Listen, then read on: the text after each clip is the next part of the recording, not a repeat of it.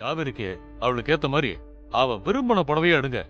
இத பாரு, பணத்தை பத்தி எல்லாம் ஒண்ணும் யோசிக்க வேணாம். இதை அட்வான்ஸா கொடுத்துட்டு மீதி கணக்கு பார்த்து அப்புறமா என்கிட்ட வந்து வாங்கிக்க சொல்லு. புடவைக்காரரு வீட்டுக்கு தானங்க வராரு. காலையில 9 மணிக்கெல்லாம் வந்துருவாரு. அப்ப நீங்களே பணத்தை கொடுத்துடலாமே.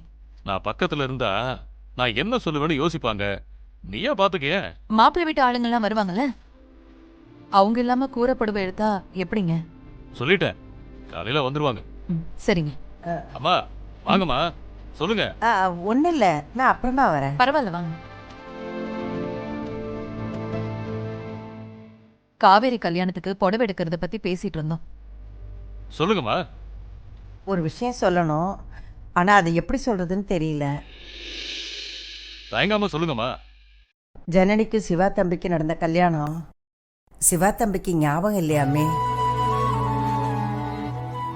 இன்னும் அந்த எண்ணம் மாறலை. அதை பற்றி சொல்லலான்னு தான்.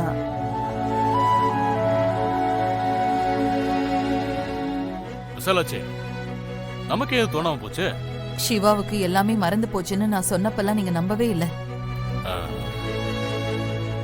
சரி, பெருசா ஊரே அதிர்ற மாதிரி சிவாக்கு ரிசப்ஷன் பண்ணிடலாமா? ஐயா, சிவா தம்பி ஜனனிக்கு தாலி கட்டணும். இன்னொரு முறை தப்பு இல்லையா? கட்டலாமா? இதுல யோசிக்க என்ன இருக்கு? ஜனனிக்கு எல்லாமே ஞாபகம் இருக்கு, சிவா தம்பிக்கு ஞாபகம் இல்லையே. ஜனனி தான் பொண்டாட்டின்னு சிவா தம்பி மனசுல ஒரு பிடிப்பு வர வேண்டாமா? அதுக்கு தான் நான் தாலி கட்டணும்னு சொல்றேன். கட்டினதாலி என்ன பண்றது?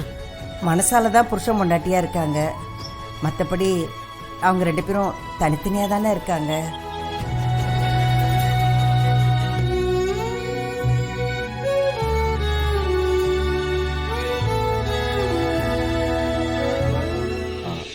ஒண்ணு கெட்டு போகல. மஞ்ச கைத்த கழுத்துல கட்டிக்கிட்டு தாலிய கோயில் உண்டியில போட்டுற சொல்லுங்க. திரும்ப தாலி கட்டுறதுக்கு முன்னாடி மாத்திக்கலாம். என்னங்க, இவங்க சொல்றதும் சரியாதாங்க இருக்கு. ஏதோ ஒரு கெட்ட நேரம் இப்படி எல்லாம் படுத்திக்கிட்டு இருக்கு, அதெல்லாம் விலகட்டுமே. அப்படியா?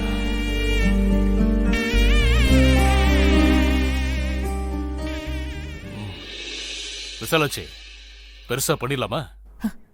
எனக்கும் சிவா கல்யாணத்தை பார்க்க ஆசையா தான் இருக்கு. என் புள்ளைக்கு இது 2வது பிறப்பு. ஊரே மிரள்ற மாதிரி பண்ணிடலாம். நிஜமாவா? காவேரி கல்யாணத்தை சொன்ன தேதியில முடிச்சிட்டு சிவா ஜனனி கல்யாணத்தையும் பெருசா பண்ணிடுவோம்.